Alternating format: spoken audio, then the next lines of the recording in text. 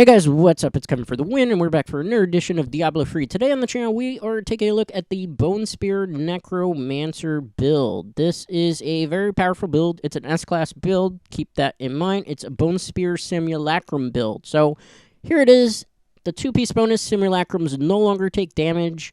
They gain all the ruins, and the cooldown is refreshed when you die. So you automatically get your Simulacrums automatically refreshed. 4-piece bonus while you have Simulacrums. Damage is reduced by 50%. Damage you take with your Simulacrums is split in half as well. Now, 6-piece bonus, your Bone Spear deals 10% or 10,000% increased damage. And Simulacrums gain triple this bonus. So their Bone Spears deal triple that damage. To make this armor even better, we are going to be using the Augulds set. We're going to be using the shoulders and the bracers. 2-piece bonus, reduced damage taken by 15%. Increased damage dealt by 30%. Set piece bonus for free is minus 30% damage from elites and deal 30% damage to them. So we're going to be using the bracers and the shoulders. We're also going to be using Deity's binding so that we can do some curse damage as well. And we need Malterius Petrified Spike. Bone Spear now costs 40 essence, and it does increased amount of damage. And any monster that is afflicted by curses, thanks to Deity's binding, will take more damage as well. To also help with the set, we're using Crispin's Sentence because we have the bone armor, and we are also using convention elements. For the necklace, this is 100% mandatory. You need Haunted Vision. Simulacrum now gains 1% of your maximum life every second and lasts longer. They can now duplicate Grimscythe instead of Skeletal Mage. Very important here. We are not actually going to be using the Grimscythe ability. It's not going to make a lot of sense why I'm using Bone Spikes until you see the passes, so bear with me here. So for the skills, primary, Bone Spikes, Sudden Impact. That way we can stun enemies and get back resource generation. Bone Spear, Blighted Marrow. That way anytime the Bone Spears pass through things, they will deal increased amount of damage, which is very important. Devour, Devouring Aura. That way we can always maintain essence every time we kill something. Simulacrum Reservoir really doesn't matter because you get all the ruins anyway, but use that one. Frailty, Scent of Blood. This way we take increased damage any mob that's affected by curses. Bone Armor, Vengeful Armament. Now, I prefer using this. You could swap that for Dislocation if you just want to get stuns in. I prefer having the increased attack damage since we're not really going to be near and close to things. Most of the things are being taken out from far away with Bone Spear anyway, so keep that in mind. Then we're also going to be using, for passive, this is where things are going to make a little bit more sense. Spreading, Malediction, Serration, which is why Bone Spikes comes into play here because we get double buffed here, as well as Bone Prism. Again, that's why Bone Spikes is in this build as opposed to Grimscythe. And Final Service. Now, for the Kanai's Cube, you want to run Scythe of the Sickle, Grimdor's Marrow Guards, because that gives you 400% increased Bone Spear damage from the Simulacrums, and you need Ring of Royal Grandeur because we are mixing pieces of sets together to get the most optimal build. You could, in theory, if you have a good Ring of Royal Grandeur and you have a crappy Convention of Elements, swap out the Convention of Elements in the cube for the Ring of Royal Grandeur. I don't recommend it. I would prefer having my Ring of Royal Grandeur in the cube as opposed to Convention of Elements, but obviously that is very dependent on the type of rolls you're getting and whether the ring you have is good or not, and has a slot, obviously, to put legendary gems in here. All right, I'm doing something a little bit different today, so I'm going to do a Greater Rift 60. I'm going to do a Greater Rift 80 then, and then I'm going to do a Greater Rift 90. If my voice sounds a bit nasal, I just recently had my COVID-19 second dose vaccine, so I am feeling a slight bit under the weather, so please bear with us in that retrospect. Okay, so first thing you want to do when you get into the Greater Rift is you are going to want to cast your Simulacrums, then cast the Bone Armor, and then just start chucking your Bone Spears. Your Bone Spears are basically on low Greater Rifts, going to cut through things like a hot knife through butter.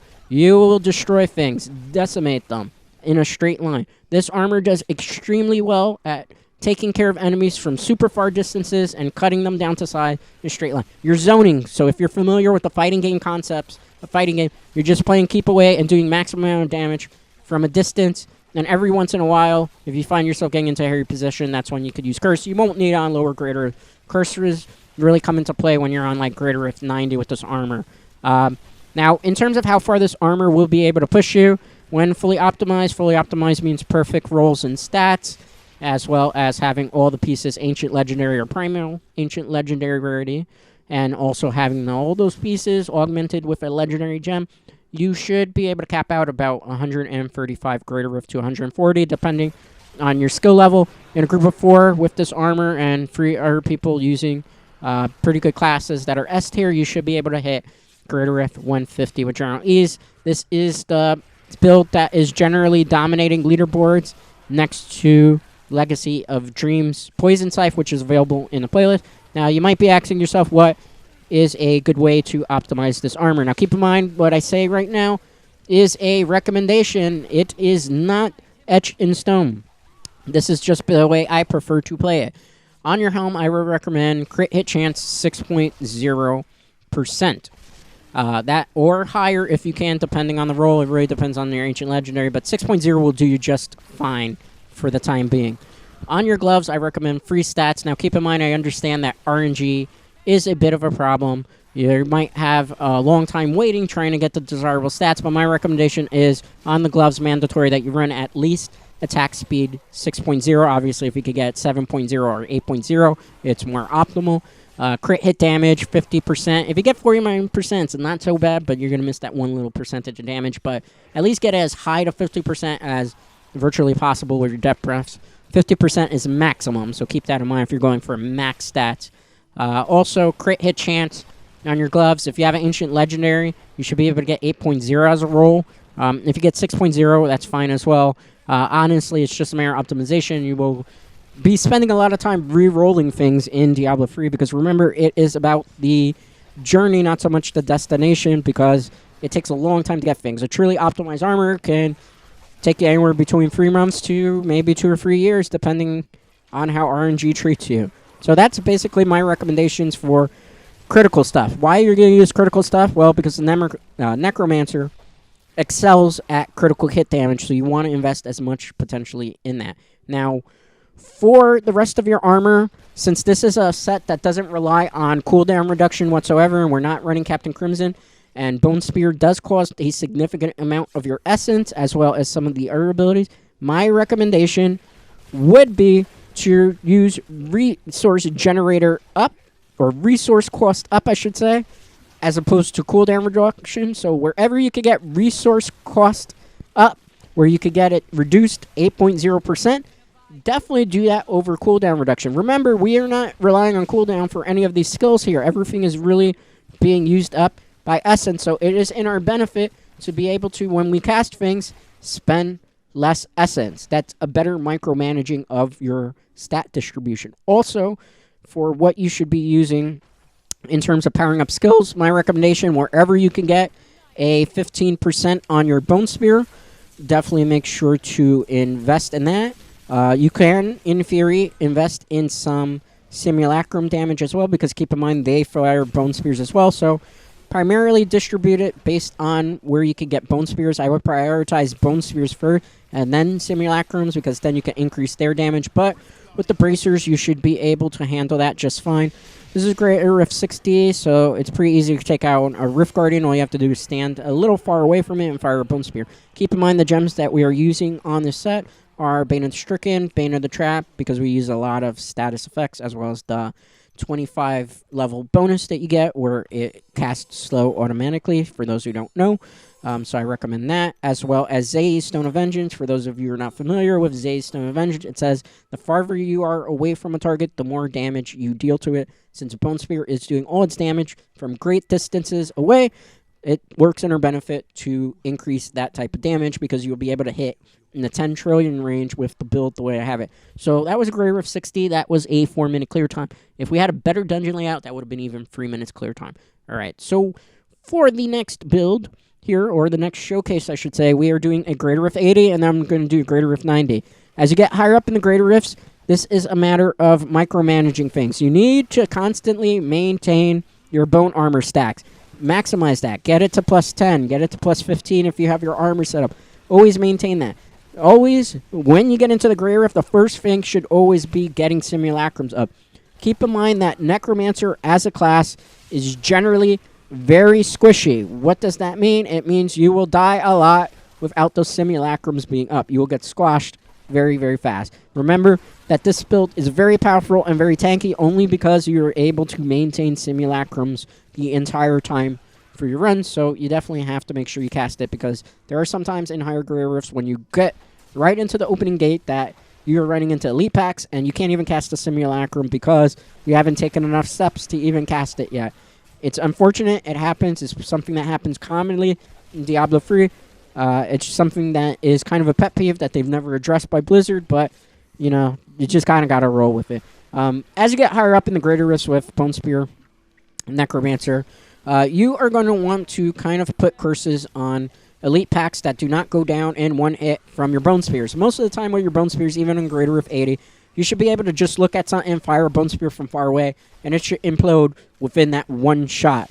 Case in point there, one-shotting still things in Greater Rift 80. So what you want to do primarily is, as you get higher up, and I'm talking Greater Rift 90, and don't worry, we're going to do a Greater Rift 90 right after this, you kind of then will have to cast a curse on elite packs and a Rift Guardian to do more increased damage, and that's kind of what the curse is for in this build, in case you were wondering why we're not really using it so far, because the armor, just using Bone Spear alone, can really just push things so high by itself without having to incorporate the rest of the skill. Now, as for Bone Spike, they're there in case you burn through your Bone Spears too much. When you're new to Masquerade or the Burning Carnival, the temptation is just to constantly fire off Bone Spear after Bone Spear after Bone Spear. You don't want to do that. You want to pace your Bone Spears because one Bone Spear fires off and then your Simulacrums fire off two. So you're basically getting 3 Bone Spears for the price of one that are doing multiple damage and going incredibly across the way. Bone Spear Necromancer, as you can see right here, excels at straight corridors where you can just fire them away from far distances and just cut through things like a hot knife through butter. This is where the armor is great at. The armor doesn't do as well when you have a lot of twists and turns and there's not a lot of long stretch corridors where you could just fire them off and where mobs have the potential to kind of swarm you and you're more up close and personal. That's where things kind of get into it. Some people like to run Grimswife and that's it. I don't really feel that's very helpful considering the passes that are running, and this armor is supposed to be a zoning armor, this build, so keep that in mind. Now, as for questions that were asked on the stream of our anniversary, which was 1 year on Tuesday, aka May 4th, may the 4th be with you if you know that terminology, even though that passed already, 2 days ago actually. What I would say is, there was a question that was asked as to what is the roadmap for Diablo 3 content on the channel moving forward. I discussed in great detail what the roadmap is from year 1 going into year 2 of Dreadscape Gaming. Diablo 2 is clearly on the horizon. When the alpha is available to play on consoles, which Blizzard has promised they're going to make it available for people to play in the future single player, I will do a video on that with my first impressions of that and give my thoughts and sentiments. Then, obviously, Diablo 2 Resurrected should be dropping. This is my estimate. Don't count this as news. This is just me taking an educated guess. Probably at the end of August or November. Diablo 3, when it dropped on the Nintendo Switch in particular, was a early November release. So I think they're going to want to get this out by the holiday season / end of the year. I would be pleasantly surprised if we get it early summer. I don't think that's really in the plan, but only time will tell in that regard. When Diablo 2 eventually makes its way to the channel, Resurrected content, my plan at the moment is I will probably do 2 Diablo 2 videos a week, and then I will do a Diablo 3 video. This is very dependent on what Blizzard does with Diablo 3. I would be generally shocked, as I said before, that we get a Season 24 of Diablo. I think really Diablo 2 Resurrected is where all the development team is going to kind of just move on. Diablo 3 has been out forever. It's had a really good run. Season 23 is kind of stale. I did mention this before that I'm actually not even playing the season because, A, I really just don't care for pets as rewards. I prefer getting wings, and they haven't really put out good wings in quite a while, which is quite unfortunate for me who likes wings and everybody else who likes wings. Hopefully in the future, when we do eventually see that the seasons no longer are supported by Blizzard, maybe they will allow it so that the wings that you did not obtain in seasonal journeys as well as pets are obtainable via the goblin drops. But again, that's a matter of time will tell. That's me taking maybe an educated guess. I would say we're probably not going to get a Season 24 of Diablo 3. I would be generally surprised. I'd be even more surprised if it makes it to a Season 25. Maybe if they want to do like a 25th anniversary in terms of seasons. But I doubt it. So right now, I would probably say it's in our benefit to kind of just play it by ear. So I will really keep you guys updated in that regard. All right, guys. So now what we're going to do, it's the same strategy as before. We're on Greater Rift 90. We are very tanky, but we cannot take hints very well. You have to maintain your bone armor here. Again, constantly keep that stack up. That way you can do more damage and you are a bit more tanky. After that, you're going to chuck some bone spears to cut through things. Most mobs with Bone Spear Necromancer on Greater Rift 90 that are low-level mobs will implode with general ease. However, if you run into a mob that's shielded, case in point there, or you run into a mob that is elite pack and they're very tanky and you cannot take them down, you will need to apply your frailty curses. That way you can do increased amount of damage. So as you get higher up in the Greater Rift, actually using curses becomes more important for this particular build. On top of that, you always kind of want to maintain your distance, ironically, when it comes to this particular armor. So I guess you could say it's kind of practicing good distancing policies, so to speak, with armor set. So, but the strategy is still pretty much the same. It's going to be maintaining bone armor stacks, keeping your simulacrums up, using bone spears to attack things from far, and then if you run into a situation where it looks bad, pop up bone spikes to stun, then use your curse, then go far away from placement, and then use your bone spears to pretty much decimate the foes. So that's definitely my recommendation, guys, as to... It's a very simplistic armor. This armor basically excels at doing everything that Pestilence Corpse Lance wish it could do on high Greater tier play. Pestilence Corpse Lance is a very good armor for speed farming at low Greater Rifts. A lot of people like it, but it struggles to clear things at high Greater Rifts, particularly Torment 16 and higher, because you're very reliant on corpses, as well as timing your windows and maintaining your cooldown, as opposed to Bone Spear Necromancer that kind of maintains the same principles of keeping your distance, firing a bone-like missile, so to speak, at things, and kind of just doing things that way. So I would say this is probably a better version of an armor to use. So if you like Pestilence Corpse Lance, this is probably going to be right up your alley. And it's got less windows to time, and it's a little bit more manageable and a bit more easy to play. This is very newbie-friendly, I should say. So if you're new to Diablo 3. Now, if you're playing this in Seasonal Journey, obviously the Rothmond set was the Haggard's Gift, which is a terrible armor to really rock in Season 23 of Diablo, even with the buffs. If you get all the pieces of Masquerade and Burning Carnival, I would recommend just rocking that for your Seasonal Journey. My recommendation is obviously do a lot of bounties. Why is that? Well, you're going to need, naturally, a lot of death breaths to be able to put things in Kanai's cube.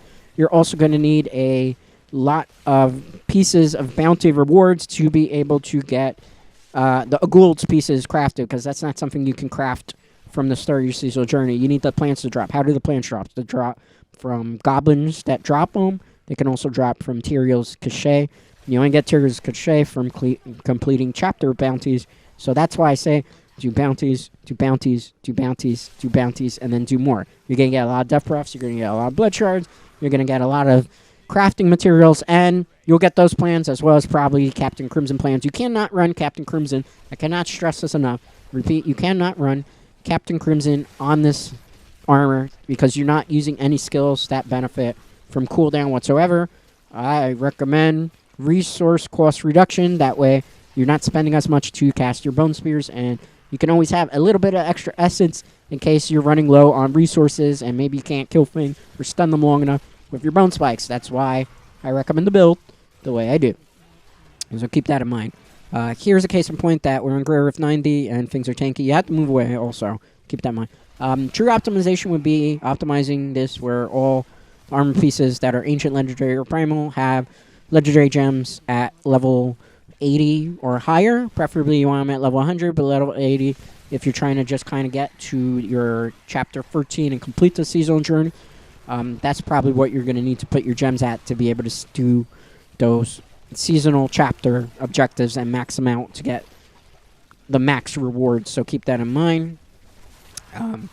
As I always say here on the channel, all these builds are a work in progress. Obviously, feel free to sound off in the comments if you have a different variation of build that you feel works for you and can push even further than Greater Rift 90.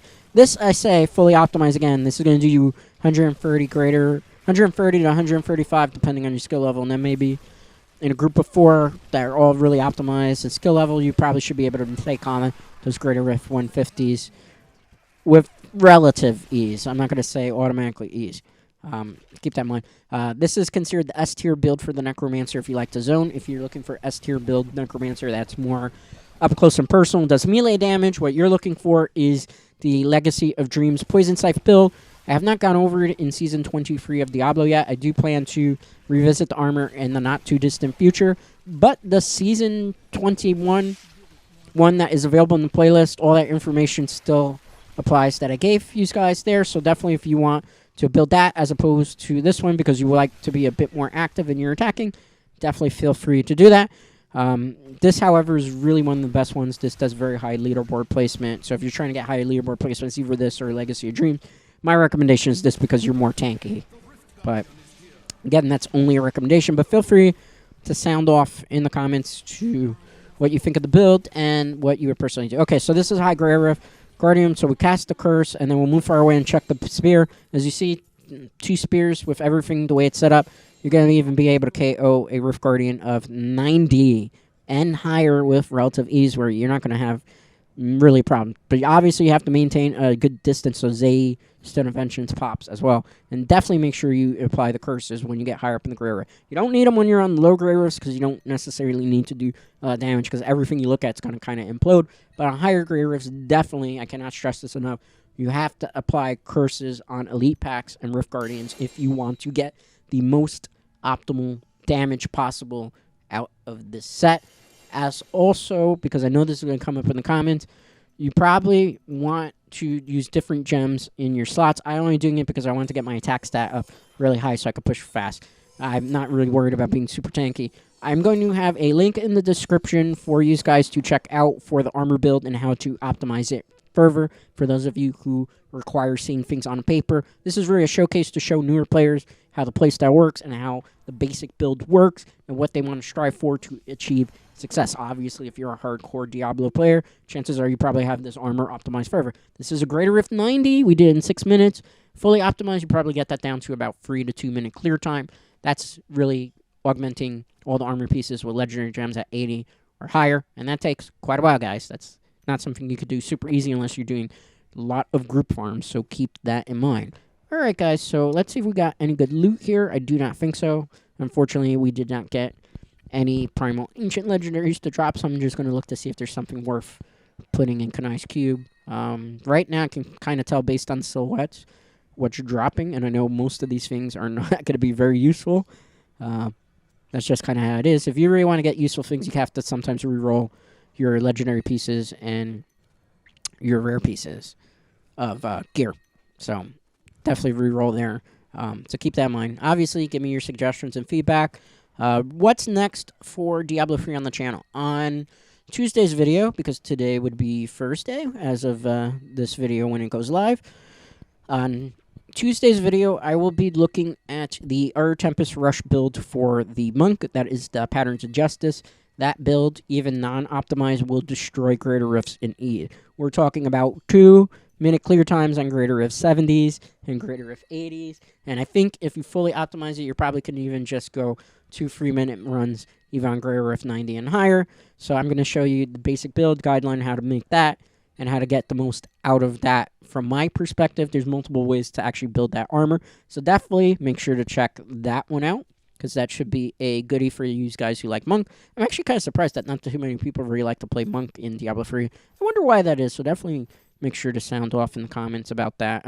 Also, feel free to tell me what class you actually play in Diablo 3. And if you did not check out that 1-year anniversary stream, I did actually share my friend code for people who are wishing to actually get some online Greater Rift grinding in, and definitely I don't mind doing that in the near future. Obviously, I discussed in great detail as to the timeline in regards to when I should start doing that on the channel in the stream. So definitely check it out. I'll try to put some timestamps to like kind of help everybody know where they're looking for what specific content in that regard. Unfortunately, we didn't get any useful loot, so we will salvage all these things. So that was I showed you Tournament 13 through basically Tournament 15. No, Tournament 16, correction. So that's how this performs. Greater Rift 90, you're shredding them. Probably you could even push 100. Alright guys, that's going to do it for today's video. As always, make sure to give this video a like, and if you're not already subscribed to the channel, considering doing so, because that helps the channel grow. Till next time, stay safe, stay healthy.